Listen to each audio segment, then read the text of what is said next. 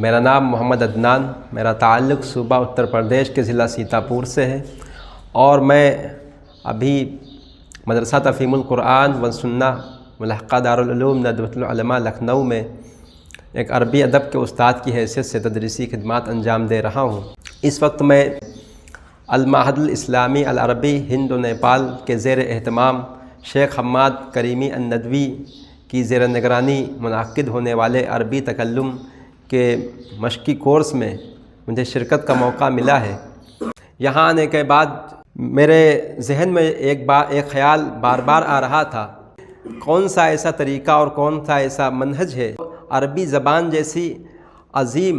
اور مشکل زبان اتنے کم وقت میں سکھا دیتے ہیں۔ لیکن میں نے جب یہاں پہ دیکھا تو میں حیران رہ گیا کہ کیا طریقہ ہے، کیا منہج ہے، کیا طرز تعلیم ہے، اور ان کے پڑھانے کا جو طرز ہے بہت ہی بہترین طرز ہے۔ اور اس کورس میں سب سے بہتر اور سب سے قابل تعریف جو چیز مجھے لگی وہ حوار و مناقشے کا